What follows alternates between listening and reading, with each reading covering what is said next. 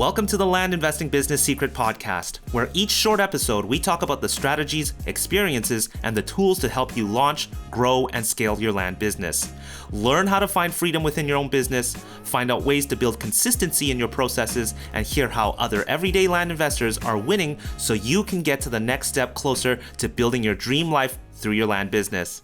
And I'm your host of the Land Investing Business Secrets Podcast by Pebble, Jesse Kwong. Hey, how's it going? It's Jesse here from the Land Investing Business Secret Podcast by Pebble, and I've got a great guest here. I've actually known him for a long time, and he always stuck out to me because he shared the same name as me, but his name is Jesse, and he's also very active in the land investing community, someone who gives back, somebody who asks, and somebody who just creates a lot of great, valuable conversations. So I brought him on the podcast to share his story, what he's up to, where he's going, what his goals are, and some of the insights with his own business, his own land investing business as well.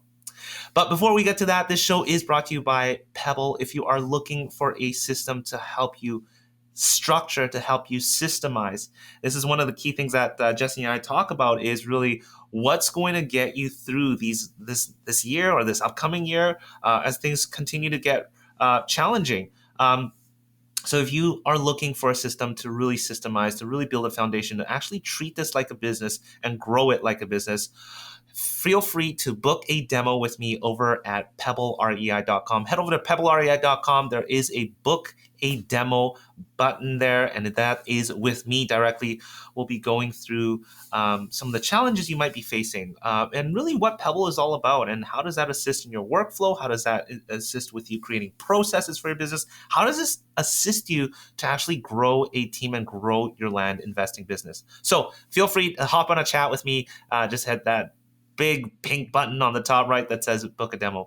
Other than that, I hope you guys enjoy this show and get tons out of this show as usual. Cheers. Hey, how's it going? It's Jesse here from the Land Investing Business Secret Podcast here by Pebble. I've got a special guest here, Jesse. How are you doing, Jesse? Great, man. Thank you so much for having me. I say my own name, Jesse. So yeah, Jesse it's the always double Jesse show.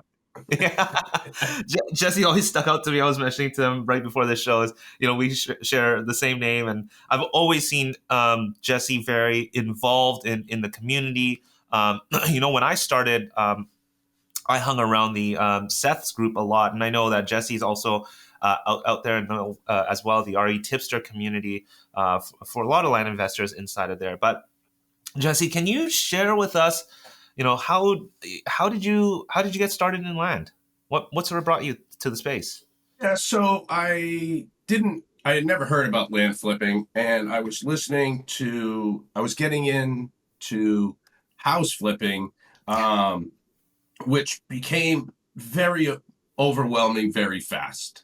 And I travel for my regular job, so to kind of like manage a whole production of flipping a house was very intimidating. So, but while I was doing that, I was listening to a podcast, and he had Mark Podolsky on talking about land. And then I was like, he has a podcast. So I started listening to that. And then I heard his interview with Seth Williams. And so I started following Seth Williams, and it's just been kind of like snowballed from there. And man, I love that group. Yeah. No, and shout out to Mark Podolsky over at the Land Geek community there. I know he's bringing up a lot of people in the land space as well. But so as you sort of got started there, and how many years has that been now? Oh, geez, 6. Okay. Yeah. I mean, a long 6 years.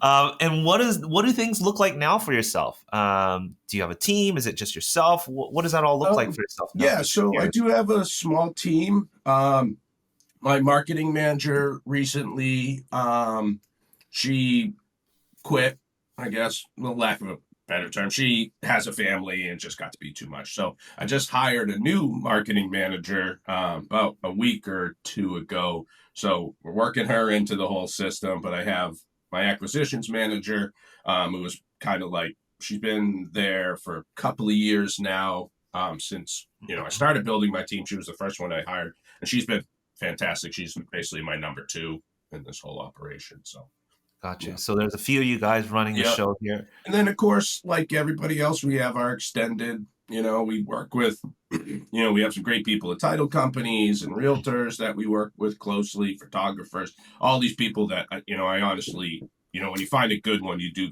consider them like an extension of your team, especially when you work so well together with them, Yeah. so yeah, a lot of people Yes. out there helping us. Yeah. So we were just talking about, what is the magic sauce? And one of the things that Jesse was mentioning that really he credits a lot to the community. And Yeah. this is what I actually want to speak to you a little bit about. I know that you value community. I know that you value coaching. I remember you mentioned you worked with Clint over at Learn Land, an awesome guy. He's been part of the show as well. You've talked about Amy, who's also been a part of the show, and a lot of other people who have sort of helped you away. I noticed that you give credit where credit is due. So you have a lot of experience for asking for help.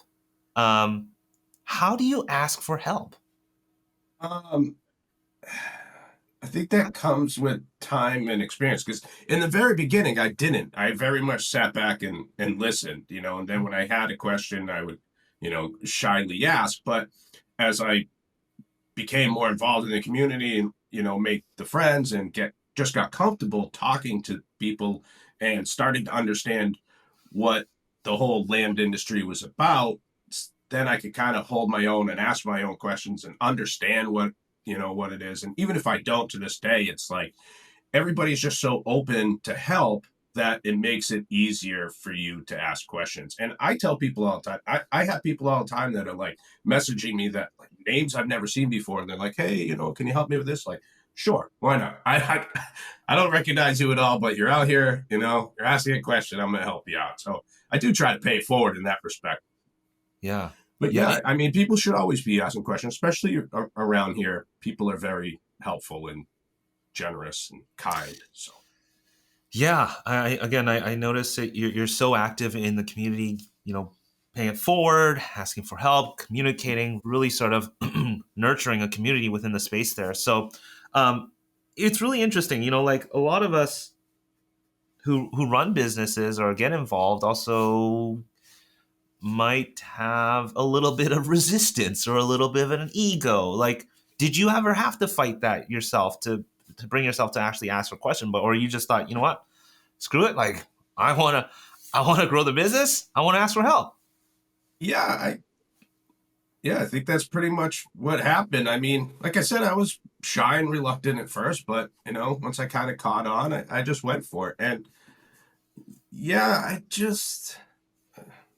that's kind of what I did. I had to. I mean, I definitely came in knowing that I really wanted this to work and Yeah, I wanted to try, and I knew I was going to have to give it everything I had. And if that meant raising my hand, then it meant raising my hand. sure. Yeah, yeah. And I was doing a little bit of research here, but back in 2020, you made a post, Yep. where you ended up working with Clint, and he helped you, make some shifts in the things that you did. Can you sort of look back at that time? What was sort of the big change that happened for you at that time that sort of allowed you to make some big wins? I think it was a combination of things. One, it really felt like the hard work and the time and the experience that I put into it and gained was paying off. Mm, Uh, Clinton was great in the sense that two things he did, I felt like he did really well, was he looked at my business and he tailored his coaching to what I was already doing. He wasn't coming in and saying, you need to change all, your CRM and you need to do this and do that. And he told me what I needed to do. He was so the second thing being is that he was very direct and mm, straightforward. He's like, this is what you need to do. Go and do it. And it was like, okay. And so I, did the work and like I said, it started paying off. The first thing he told me was like, you got to get off the phones because that was my big bottleneck at the time. And so then that's when I hired my acquisitions manager and we've just been doing pretty good. It's been a slow year this year for everybody, but yeah, yeah, yeah, it's just eventually things start paying off. if you stick with it long enough. Tell me about this whole phone thing. I mean, a lot of people get in their own way, and Yeah. I always say it's a good idea to pick up the phone for a little while to kind of get Yeah. used to and understand the process. What was Mhm. that like for yourself? And it sounded like you enjoyed it, or I um, hated it. okay, I mean, not to I don't like talking to people on I don't like dealing with customers, in all honesty. I just yeah, don't. yeah, I understand that's what we're doing here, but yeah, um, you know, I shouldn't say I don't. Like there was a lot of times where I had good conversations with people, and it was fun to kind of talk and yeah, learn about people, and just that's the process. And um, yeah, that was nerve wracking for a while, but you get used to that. Um, and yeah, it wasn't too bad. But the problem was because of my lifestyle and working all the time, it would take me days before I could get back to somebody. And what, my reception was always spotty because I was traveling, and yeah, it was difficult. And I spent so much time doing that and making all these calls that I didn't have time to work on other parts of the business. So once I let that go, I could start, you know, actually sitting at the computer and doing, scaling the business and growing the business, which is what we should be doing, right? yeah, Um, so yeah. yeah, yeah, you do have to get out of your own way. Yeah, absolutely. You got to, yeah, because it's the only way. It's the only way to focus on things that are going to help you grow. Yeah. You can't do everything, and I really try not to micromanage people either. I'm like, yeah, go for it. Like, Mhm. Yeah. So are you still traveling right now? Are you still working yeah, another job as well? unfortunately, that was a tough one this year. Like everybody, land business has been really slow, and I was hoping to quit that job, but it didn't quite work out. So, Well, you roll with the lesson punches. learned. Yeah. Yeah, the lesson there was to keep rolling. Not to necessarily put a time limit on yourself, because Yeah. when you don't hit that time limit, it can be depressing. But it's Yeah. all right. You got to keep going. I know you're enjoying the show episode so far, but I wanted to let you know that if you are looking to build or scale a serious land business, perhaps a 6-figure second income or eventually a 7-figure land investing empire, Travis King's company, Land Investing Mastery, has the most current and innovative education in the space. Travis goes beyond the traditional microflip that you might be familiar with and shows you how to 10x your deal size and execute on strategies like subdividing, portfolio takedowns, land sniping. We're talking 6-figure per flip strategies. If you're getting your education from someone who isn't actively investing, you're more than likely going to hit some plateaus as you try to scale. If you want to learn how to avoid the saturated red ocean markets, skip over the small stuff, and learn how to become a boss land investor, then Travis is your guy. Travis has completed nearly 1,000 coaching calls in the last 2 years that I've known him, and he has his pulse on the market. He will tell you, though, Land Investing Mastery is not a factory. They're a boutique agency built on transformational, life-changing results. You see, I'm in a really unique position, and I really mean what I've just said above. In fact, I get to speak to a lot of investors from all sorts of different education, training, coaching background out there, and I get a very good view of things from all the one-on-one demo calls that I've done. Now, you may want some social proof. Head over to pebblerei.com/Travis and check out Travis's wall of love on his testimonial page. And while you're there, you can also learn more about Travis's training programs and his exclusive mastermind. So simply head over to www.pebblerei.com/Travis for more information. So I think we're there's doing there's good. one thing that I did learn from a lot of conversations this year is people are learning to become more patient with themselves. I think we're all Yeah. sort of very, very eager, and this seems to be a very consistent conversation I've had with people, Yeah. and people are learning to now sit back and like, okay, this is a long game, Yeah. and let's just enjoy the process and have fun along the way. And I'm Yeah. starting to hear that more and more, which is really cool. And I had another guest that was on, Carl. You might know Carl, and he got put into retirement earlier than he expected, and Yeah. things just happen out of nowhere, and you just sort of got to roll with it, which is really interesting Yeah. to hear. Now, one of the things I like to talk about is what's actually going on with you. I'm interested here. You recently brought on a marketing manager. Can you let us know what a marketing manager does for your team, and how did you look for a marketing manager?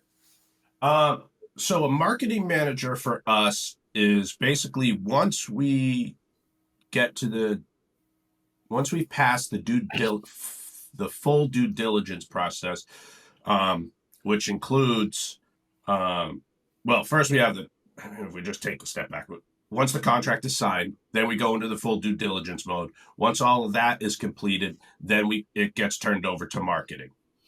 And from there, it's handling basically everything. It's putting the ad together, it's hiring the photographer, sourcing the agents, um, you know, posting wherever an agent isn't going to post, overseeing the agents, especially if we have several across the country, checking with them on a regular basis, making any sort of changes to ads, marketing, emails. I mean, all the stuff that goes with marketing.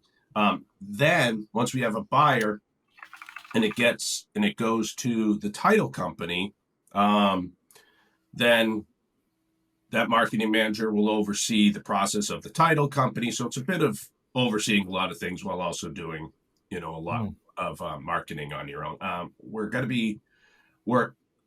I want to start building up our social media presence and brand and marketing there across Yeah. several platforms. So that's going to be, a big focus. Um, this, coming up recently. So, Yeah. and then how did I find her? So this was a struggle I had too, almost just because like it seems like nobody wants to work anymore. There's like this whole big quit and nobody wants to work. And, Yeah. I'm just like, you wouldn't believe how many ads or people I tried to get to respond. And I had like a few people out of like Yeah. dozens and dozens that I was reaching out to, just like they just ghosted me. I'm like, why Yeah. are you? Anyway, I'm sorry. I'm gonna And you try know not to what? go You're off not on a Jesse. rant. I'm letting you know you're not the only one. As we're starting to grow as well, we're seeing the Yeah. same thing, and Yeah. there's a lot of entitlement. There's a lot of interesting things that are going on right now. Yeah. And I do I try to pay well. I mean, I'm not going to offer health insurance, but I think I pay really well considering. Right. Um, Right. so anyway, she, out of a few, I ended up selecting her and she accepted the job. She has some experience. I was looking for somebody who knew social media marketing because that's one of the things I want to build on, and somebody who understood real estate even on just the surface, but also real estate contracts and agreements. Because I Right. know this is not something I suggest to anybody, but I hate reading those contracts and those agreements. And I'd rather have somebody on my team that knows what they're doing, can read it over, and it's just like, yep, everything looks good here. Just sign right here. It's like, thank you. Yeah. Which I was able to do with my last marketing manager. This one would probably take a little bit of time before I'm comfortable doing Sure. that. Sure. But Sure. so yeah, there was a few things I was looking for, but Yeah. Yeah. yep. So Yeah. we'll see. Finding people is difficult. Finding Yeah, people and the right people, to fill the right seat on the right bus is not an yeah. easy task. So I hope this marketing manager works out for you, Jesse. I'm sure she will. Um, Let me ask you this. I know you mentioned this year has been a little bit slower. What kind of things have you experimented or tried on? It's a great, when we sort of see challenging moments, things that got us, where we currently aren't going to carry us forward. So we have to sort of try different things and experiment with different things. Yeah. Are you doing anything? Are you experimenting with anything at this point?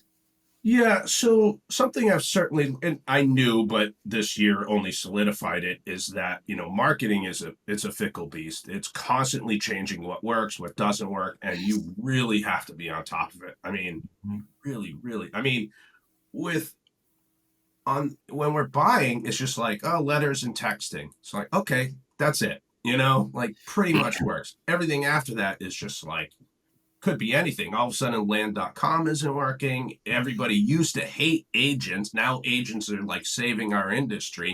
So we've we've started doing agents more. I know, there's people that are on like TikTok more. Um, So like I said, I do want to build our social media more than it is. Um, so yeah, social media, agents, cost cutting, um, some things that aren't working, like land.com. Um, yeah, pretty much that. So marketing is a big focus for you.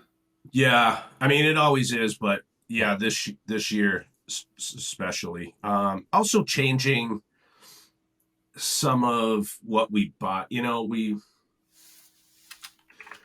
buying. We lowered our minimum profit per deal a little bit. I get a little bit more nervous about infill lots these days because nobody's building, so we're kind of going back to rural properties a little bit more. Yeah. Yeah. Yeah. Jesse, you've been around the land space for a little bit now, and clearly you continue to understand that you have to continue to pivot, make changes. Yeah. Nothing stays the same ever. Dude, I will tell you, not to interrupt, but one of the things Mark Podolsky sold me on was that this was a passive income job.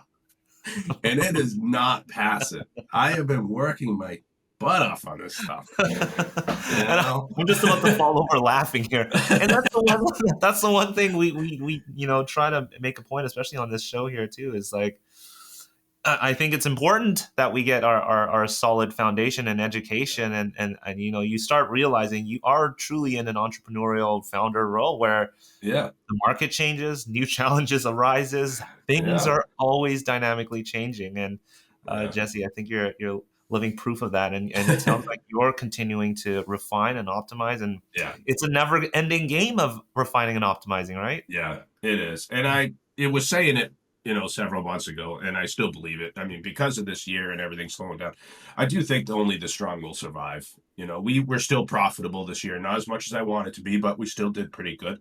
Everyone was saying, the market's getting saturated or the industry's getting saturated. Well, this is when it's going to reset, the great reset, is what we call it. So we'll probably lose a lot of that saturation, but the strong ones will survive. And we'll keep going, and next year will probably be better than this year, I'm sure. Let me ask you, what makes a strong person? What makes a strong business? What is it that makes it a strong? I think the only reason I'm going to survive is because we have the team and we have the systems already in place. Like we're kind of running with what we already have. It would be. I'm not saying it's impossible, but it would be a struggle to start now. And I'm not telling anybody they shouldn't start now. If anything, you should always. I don't want to contradict myself here, but I always tell people like start today and take action every day. And I'm actually thinking I'm going to move into a different industry. I'm going to keep this going, and I've had a couple of people, even some very knowledgeable people, be like, "Yeah, you probably shouldn't do that right now." I'm like, "Well, then when should I do it?" And even if I don't. Even if I do and I don't make it, I'm going to be that much further ahead when the time comes. So, yes, you should get into it whenever you can, but it is going to be hard. It'll probably be harder now than it was before. Because, sales are down for everybody. But don't let that stop you. That's for sure. Things will continue to change. That's for sure. So,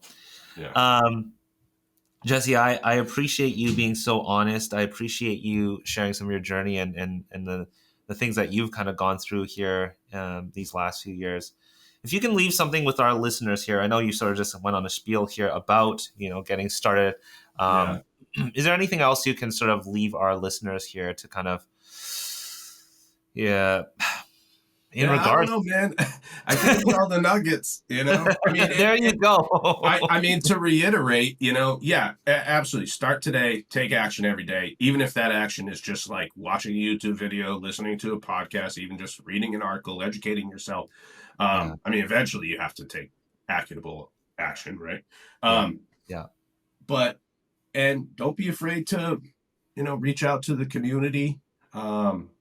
There really is a lot of fantastic people. I know I kind of mentioned that I might be moving into another industry, but I was telling my wife the other day, I'm like, I want to stick around just because I'm going to miss the people, So even if I take a step back, I am still going to be here because I just love the people so much. That's awesome. Yeah. Well, Jesse, thanks for building the community to what it is. I know Yeah. you are a Thank you. very You do the active same person. thing.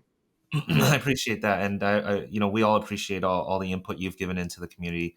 Um, Jesse, if people wanted to find you, I Mhm. would say I've already mentioned it on the RE Yeah. Tipster group. Yeah. You're in there. I'm sure you're in other communities as well. Yeah. A few. And you're A few of them. RE Tipster is my big one. That's my yeah favorite one. Yeah. But yeah. yeah awesome. Well, Jesse, thank you so much for coming Yeah. on the show here, sharing your story. I hope to hear from you in the future, and I'm sure we'll see you around in the community. Yeah. Definitely. Awesome. Thanks, Thanks, Jess. Jesse. Bye. Bye.